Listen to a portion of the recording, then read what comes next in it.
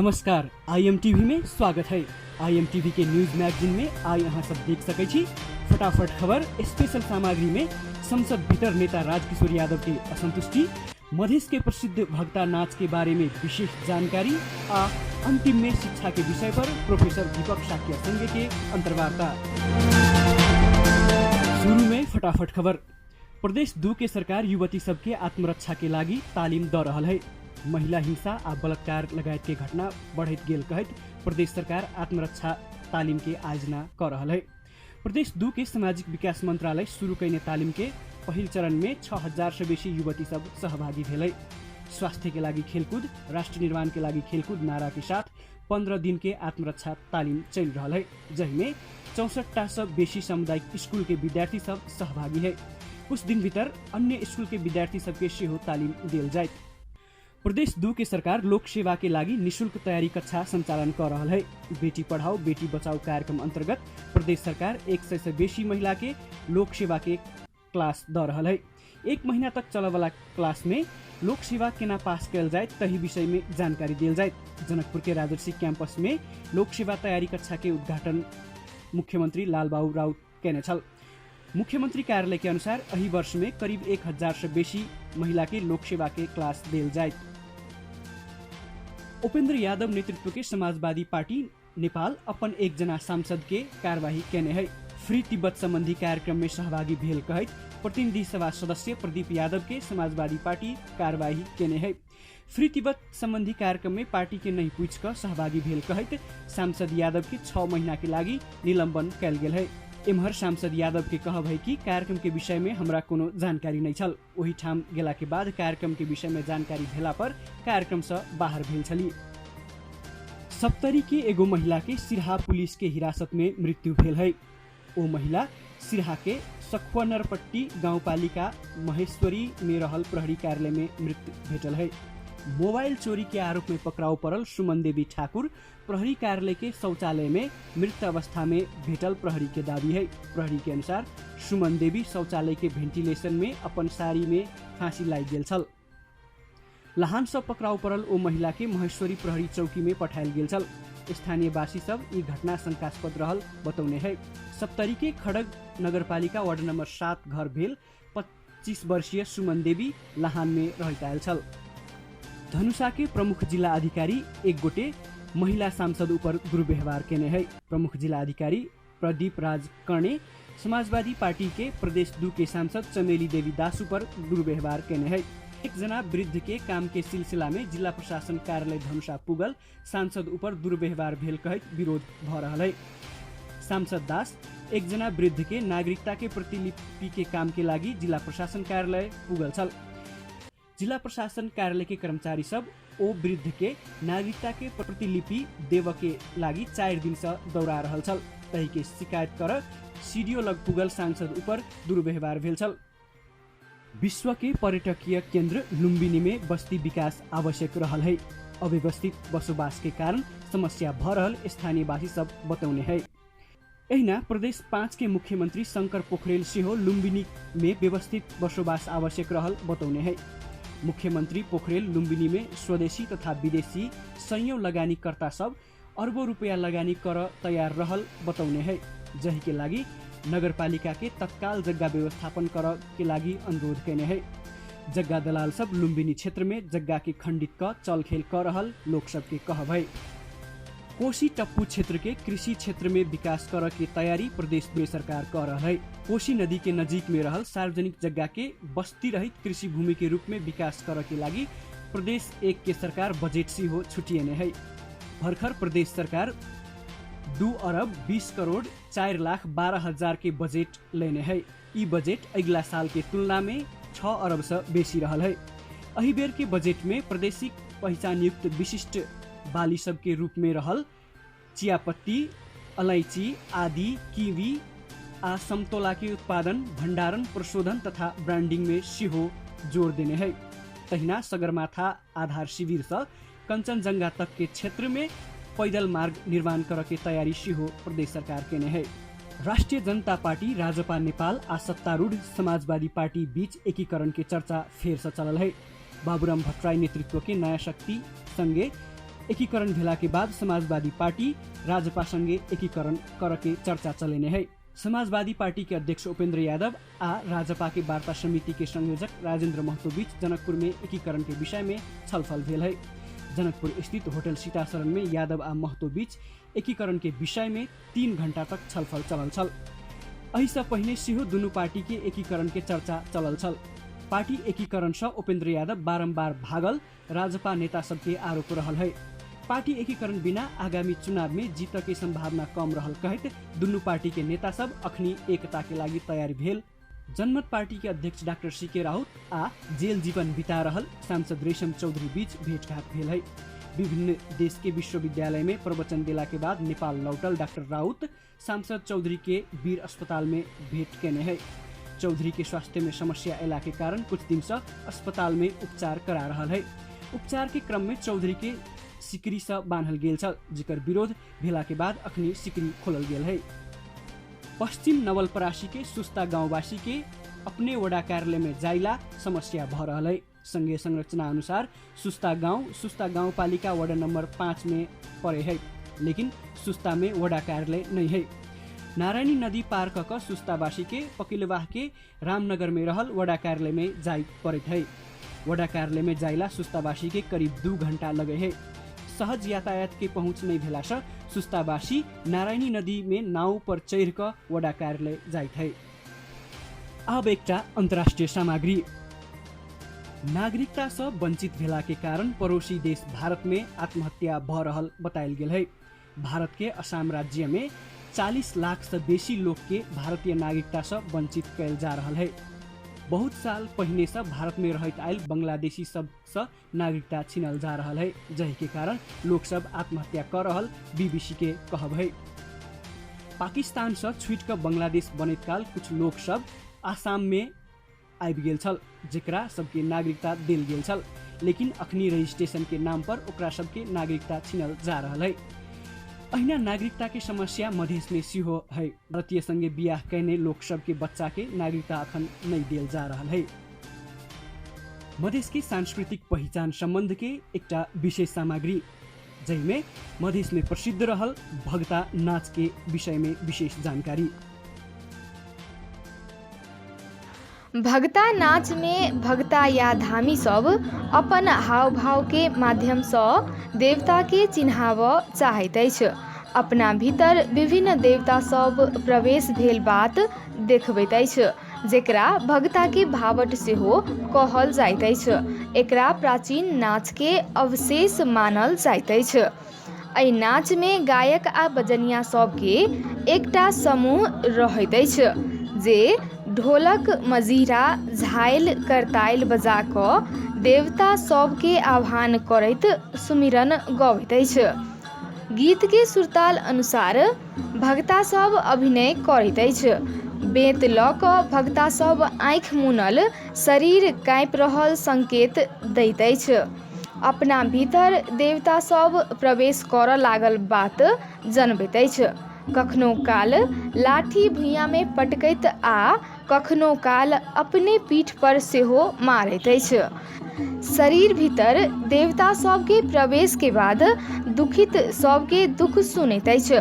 तेकर बाद भगता दुख के उपचार बतबैत अछि। भगता सब अलग अलग देवता के अलग अलग अभिनय करैत अछि। जेना लोक देवी गहील आयल संकेत देव लेल उठ बैस करैत, जांग पर धाप दैत कुश्ती खेल के अभिनय करैत अछि। भगता खेलाई के क्रम में गाबऽ वाला गीत के भगत या महराई कहल जाइत अछि, जाहिमे कारू खिरहर, घोघन महाराज, ज्योति सिद्ध, बेनी, मीरा साहेब, कारिख महाराज, कमला गीत लगायत के गाथा झूमर सब गायल जाइत अछि। अब विशेष सामग्री। नेपाल सरकार अखन तक मधेसी सब संगे समान व्यवहार नहीं कर रहल नेता सबके दाबी है। नेपाल के संघीय संसद अंतर्गत प्रतिनिधि सभा के बैठक में राजपा के नेता राजकिशोर यादव कहलक जे देश अखनो एकल जातीय है। यादव के भाषण के मुख्य अंश, यो लोकतंत्र को सबभन्दा ठुलो मन्दिर, जनता को जनप्रतिनिधि को यो थलोमा बारम्बार सरकारबाट राज्यबाट लोकतान्त्रिक मूल्य मान्यता विरुद्धमा हुने क्रियाकलापको विरुद्धमा आवाज उठाउँदै आइरहेका छौँ। गत हप्ता हामी जस्तै जनताको प्रचण्ड बहुमतका साथ निर्वाचित जनप्रतिनिधि मान्य रेशम चौधरी थारू आफ्नो इलाजको दरमियानमा जसरी उसको खुट्टामा नेल लगाएर लगेको थियो र सामाजिक सञ्जालहरूमा मिडियामा त्यो कुरा आएपछि प्रधानमन्त्रीजीले यो अमानवीय काम गर्ने कर्मचारीलाई कारबाही हुन्छ भन्ने मिडियाबाट हामीले थाहा पायौँ।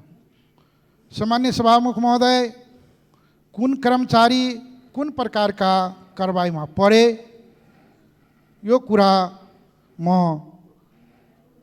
सभामुख मार्फत यो सदनको जानकारीको लागि निवेदन गर्न चाहन्छु। यो सरकार निर्माण भएदेखि नै सरकारले जुन प्रकारको क्रियाकलापहरू जुन प्रकारका निर्णयहरू गर्दै गइरहेको छ, यसले एउटा ठुलो अविश्वास, एउटा ठुलो जनतामा निराशा के हो भन्ने कुतूहलता जागेको छ। वास्तवमा हामी यो यत्रो सङ्घर्षका बावजुद यो सङ्घीय लोकतान्त्रिक र यो सबै हिजोसम्म जे जति कारणले पनि उत्पीडनमा परेका पछाडि परेका समुदायहरूको पनि यो राज्य हुने अनुभूति गराएर अगाडि बढ्छ भन्ने विश्वासका साथ हामी अगाडि बढेका हौँ। तर दुर्भाग्य सरकारका पछिल्ला क्रियाकलापहरू हेर्दा सरकार पुनः त्यही एकल जातीय केन्द्रीकृत मानसिकताबाट आफ्ना निर्णयहरू अगाडि बढाइरहेको स्थिति छ। सम्मान्य सभामुख महोदय, American leader Martin Luther King जुनियरको एउटा भनाइ छ, injustice anywhere is threat to justice everywhere. मलाई के लाग्छ भने अहिले जुन प्रकारको निर्णयहरू एकपछि अर्को आउँदैछ, यसले फेरि सामाजिक न्यायको आश गर्ने, समाजमा फेरि हिजो शोषण उत्पीडनमा परेको जनताले न्याय पाउँछ भन्ने जुन आशा पलाएको थियो, त्यो आशामा कहीँ न कहीँ कालो बादल मरारिरहेको स्थिति छ। सामान्य सभामुख महोदय, लोकसेवाले जुन एउटा विज्ञापन गरेको छ र त्यसको बारेमा यो सदनभित्र कैयौँ दिन कुरा उठिसक्यो, बाहिर विद्यार्थीहरू आन्दोलित छ, तर संविधानको बरखिलाप गर्ने मान्य मन्त्रीजी, संविधानको मर्म र भावना विपरीत त्यो विज्ञापन गर्ने लोकसेवाका अध्यक्षले बारम्बार त्यसलाई बचाउ गर्ने गरी अभिव्यक्तिहरू आइरहेको छ। यसबाट के प्रश्न हुन्छ?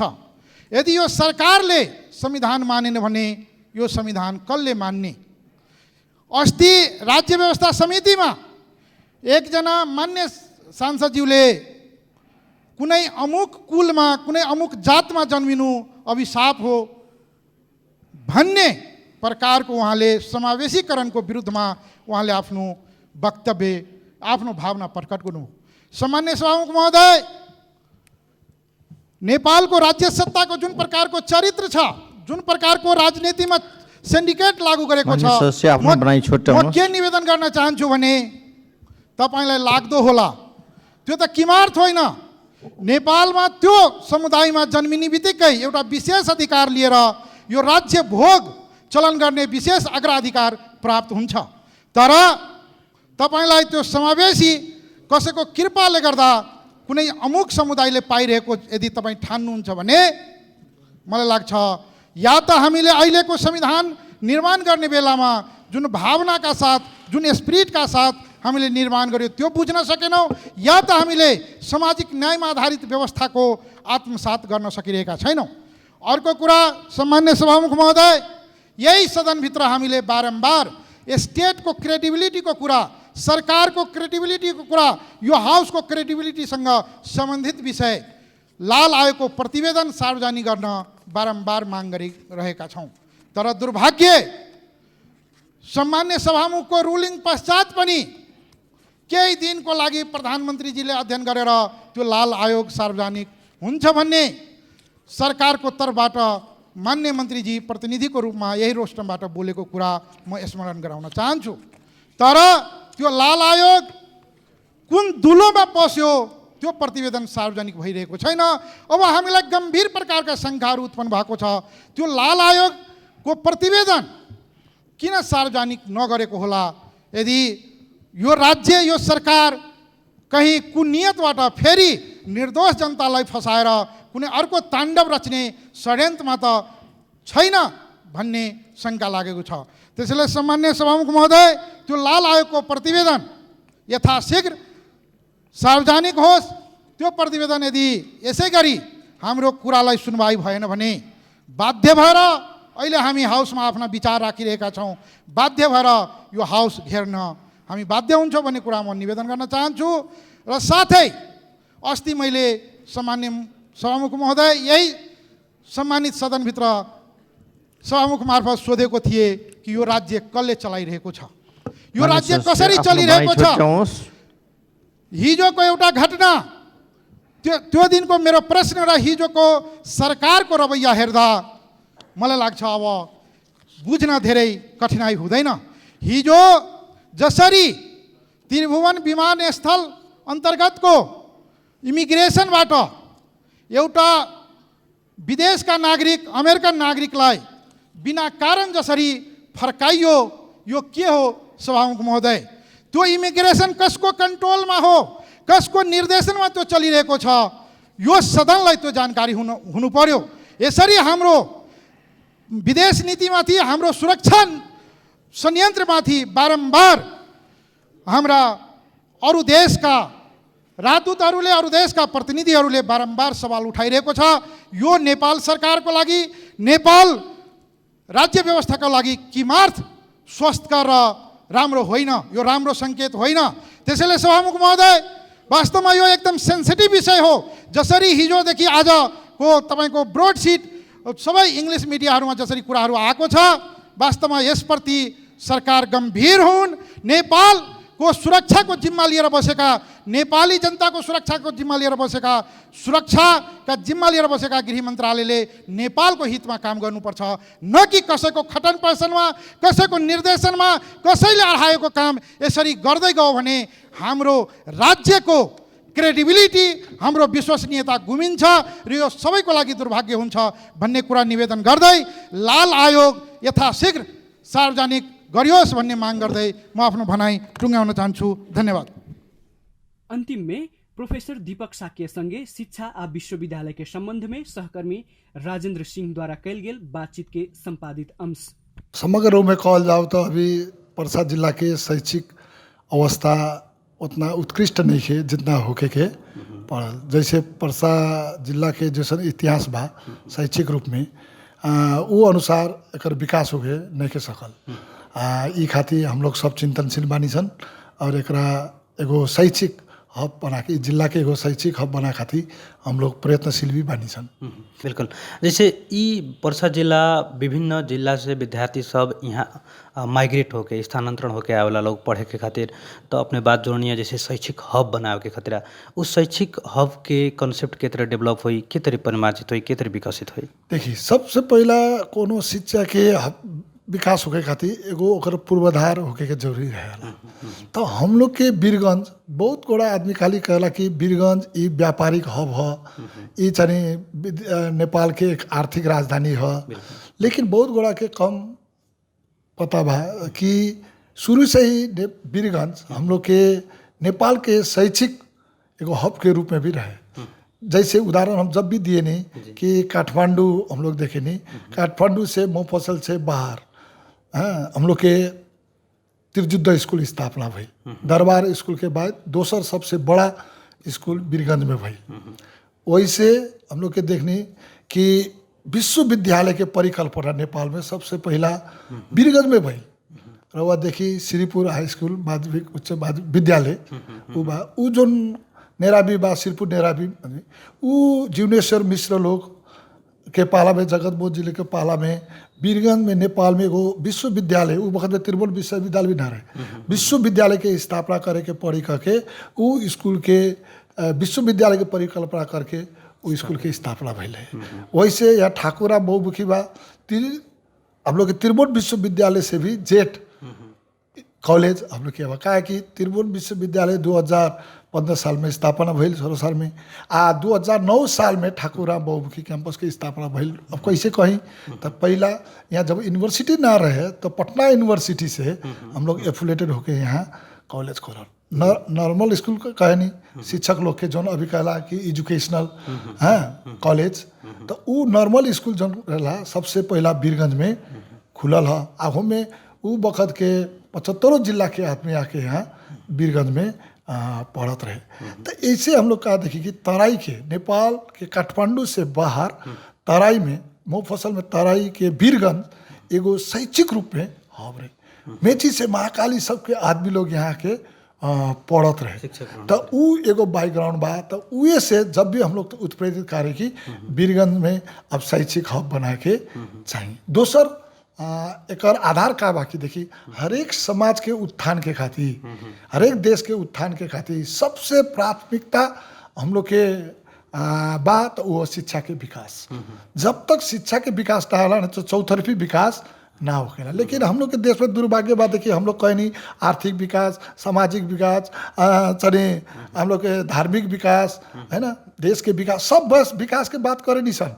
लेकिन सब विकास के आधार जो शिक्षा रहेला उस शिक्षा के हम लोग उतना वैल्यू नहीं के देनी ये परंपरा में बेसी कहा भइल कि हम लोग के और तराई में था शिक्षा के महत्व और हम लोग धीरे धीरे धीरे धीरे हम लोग भूलते गए नहीं। तो वैसे करके हम लोग देखी तराई हम लोग के दोसर पहाड़ से दोसर जिला से बहुत हरेक धान खेती में आदमी में सब में बेसी बा। यहाँ पॉपुलेशन ज़्यादा बा यहाँ के आमदनी ज़्यादा बा यहाँ के राजनीतिक पृष्ठभूमि सब चीज़ ज़्यादा बा। लेकिन हम लोग पीछे काहे पड़ गए नहीं कि हम लोग शिक्षा में पीछे पड़ गए नहीं। तो ये सब लेसर से कल थे हम लोग के यहाँ वीरगंज हब बने पड़ी और यहीं से एगो वीरगंज विश्वविद्यालय के भी स्थापना करे के पड़ी करके 2056 साल में नगर पालिका जब शिक्षा विकास समिति रहन डॉक्टर मोहन प्रसाद लाखे जी हम लोग रहनी तो हम लोग मिल के एगो यहाँ विश्वविद्यालय के परिकल्पना भी वीरगंज में तराई में जानकी विश्वविद्यालय ये तो सब पीछे आएगा। तो हम लोग सबसे पहला वीरगंज में अब हम लोग के तराई में भी अपने एगो विश्वविद्यालय होके के चाहे करके वीरगंज विश्वविद्यालय के एगो अवधारणा तैयार भइल और वह अवधारणा से हम लोग आगे रह लेनी। लेकिन हम लोग ओकरा के कार्यान्वयन हम लोग टीम वर्क पे न कर सकनी विभिन्न हम लोग के कमजोरी भइल और हम लोग से पीछे आयल। अब हम लोग के महर्षि जानक के विश्वविद्यालय के हो गई लेकिन हम अभी लोग पीछे नहीं बानी। फिर भी हम लोग के प्रयत्न नहीं के छोड़ल। अब हम लोग के विकास खातिर वीरगंज विश्वविद्यालय भी होके के पड़ी करके हम लोग लागल बानी। ये भी सब वीरगंजवासी तराईवासी के हेमे सबके साथ सहयोग संलग्नता चाहिए करके हमारा अनुभव लागता। जैसे आज हमने के छलफल कर रहल बानी छन् डॉक्टर दीपक साके जे प्रोफेसर भी बानी और प्रदेश नंबर 2 के उत्कृष्ट कॉलेज बीपीसी कॉलेज जौन व्यवस्थापन संकाय में उत्कृष्ट भेल का ओकर संचालक भी बानी वहाँ के। हमनी के बात जोड़ता सन 2056 साल में जब विश्वविद्यालय के अवधारणा आए रहे अभी तक वो स्थापित ना होके में कारण सब का बात उनका एक विषय में छलफल करम सन। डॉक्टर साहब फिर हम जाने के चाहें जैसे 2056 साल के बात उठा था लगभग हमनी के ये 26-27 वर्ष में हो गए। तो इस अवस्था में इस समय में विश्वविद्यालय स्थापित काहे नहीं होत का कारण बा? देखिए विश्वविद्यालय के अवधारणा एगो बात भइल वो अवधारणा के कार्यान्वयन करे खातिर ओका पूर्वाधार दोसर बात भइल। हमरा जहाँ तक लागेला हम लोग वीरगंज विश्वविद्यालय के अवधारणा हम लोग रखनी सन ओकरा का बात बढ़ैनी सन लेकिन ओकर पूर्वाधार बनाए में हम लोग उतना ध्यान ना देनी सन। हम लोग के खाली कहनी विश्वविद्यालय चाहिए लेकिन ओकर खातिर पूर्वाधार लोग चाहिए। जैसे कि हम कहता नहीं कि देखो कमती में 4 गो हम बुझनी है सरकार के नीति का बा कि उपत्यका से बाहर हम लोग के कमती में 5 से रोपनी अर्थात हम लोग के 26-27 बीघा जमीन चाहिए। ओकर बाद हम लोग के कथी चाहिए एक भौतिक संरचना चाहिए। भौतिक संरचना के बाद हम लोग के क्या चाहिए कि मानव स्रोत साधनहरू चाहिए और तत्काल हम लोग के 2 करोड़ रुपया रहे के 1-4 गो मिनिमम रहे और सब यहाँ के जनता के यहाँ के शैक्षिक इंस्टीट्यूट लोग के हम लोग के वीरगंज के जो रहे सबके एगो सामूहिक प्रतिबद्धता चाहिए। ये सब करे में हम लोग लगते रहनी है, लेकिन पीछे का भइल कि बीच में विभिन्न राजनीतिक सारे आंदोलन सब भइल है ना। 46 साल के 62 साल 63 साल के आंदोलन सब भइल। ई वक्त में ई बात फिर पिछड़ा गई। नगर पालिका के समिति लोग सब भंग हो गई, ओकर बाद ही चले ना सकल। ओकर बाद फिर हम लोग के भगवान सर के संयोजकता में एगो बनल, ओकर प्रयत्न करल, लेकिन वो प्रयत्न समग्र रूप में समन्वय करके ले जाके हम लोग ना सकनी सन। हम लोग मांग तो रखनी सन, हम लोग के तराई में एगो यूनिवर्सिटी चाहिए, बहुत जोरदार मांग रखनी सन। राजनीतिक रूप में हम लोग खूब प्रयत्न करनी सन, लेकिन अपन में हम लोग वो टीम जिताए ना सकनी सन। जैसे हम लोग शुरू से कहता होने कि एक पूर्वाधार सब बनाए खातिर तो जमीन तो ना रहे, लेकिन हम लोग के चनी ठाकुराम के बेस बना के ले जाए जाओ। एगो पक्ष भइल ना ठाकुर एक चनी अलग के वीरगंज विश्वविद्यालय बने के चाहिए। हम लोग के पक्ष रहे कि ना ठाकुराम के बेस बना के ले जाके चाहिए, जो अभी आके सब गुड़ा हम लोग के बात मिल गई, लेकिन बहुत देर हो गई। पहले हम लोग ये बात मिल जाई तो आज हम लोग के वीरगंज में विश्वविद्यालय हो जाए। तो वैसे अभी भी हम लोग क्या कहता नहीं सुनी कि आप ठाकुराम के विश्वविद्यालय तो वहाँ देखिए 25 बीघा भी हम लोग की जमीन मिल जाई। वहाँ भौतिक संरचना भी बा, वहाँ हम लोग के मानवीय श्रम स्रोत भी बा। अब 2 करोड़ रुपया तो हम लोग अपने उठा ले बानी सन। ये सब मिल जाई तो हम लोग को स्थापना हुई। ओकर बाद हम लोग फिर कहीं भी अपन स्वतंत्र जाए कि देखी पहला जब हरिकेतान भइल, ठाकुराम भइल, ये भी तो तिरजुद में स्थापना भइल, बेस तिरजुद भइल। वहाँ से हम लोग फिर अपन ऑटोनोमस जब जमीन लोग आयल भौतिक विकास के लिए सरगनी सन, तो वही से ठाकुराम के हम लोग बेस बना के हम लोग फिर पीछे जब विकास हुई तो हम लोग के परसा के कोनो बहुत जमीन हम लोग बा, वहाँ के 25-30 बीघा लेके हम लोग के एगो स्वतंत्र वीरगंज विश्वविद्यालय हम लोग वहाँ सार सकता नहीं। तो ये प्रयत्न भी अभी हम लोग फिर लागल बानी, लेकिन हम लोग शुरू में एक के मिले ना सकनी और सब गोला अपन अपन ले गए। तो हम लोग जब एक रूप होके एगो आवाज़ पूर्वाधार में ना लग जाने कारण आज हम लोग पीछे पड़ गई। लेकिन देर हो अच्छा हो, हम लोग अभी सब में ये बड़ा सचेतता आयल बा। फिर हम लोग भगवान सर हम लोग सब बैठ के मिला के एक कुछ हो फिर एक के आगे बढ़ा के चाहिए। वीरगंज में एगो विश्वविद्यालय होके के चाहिए, क्योंकि अब हम लोग चल गए संघीयता के रूप में है ना। तो संघीयता के अर्थ का होला कि सेंट्रल पावर के डिसेंट्रलाइज करके चलेला। ये खाली राजनीतिक सेंट्रलाइज था, में आर्थिक सामाजिक शैक्षिक सब। तो अभी हम लोग खाली केंद्र में अभी शुरू में खाली त्रिभुवन विश्वविद्यालय रहे। त्रिभुवन विश्वविद्यालय एगो अब सब समग्र नेपाल के शैक्षिक रूप में देखे, हायर एजुकेशन में देखे ना सकी और समग्र अपन अपन स्थान के विकास के खातिर हरेक क्षेत्र में एगो चाहिए स्वतंत्र विश्वविद्यालय चाहिए।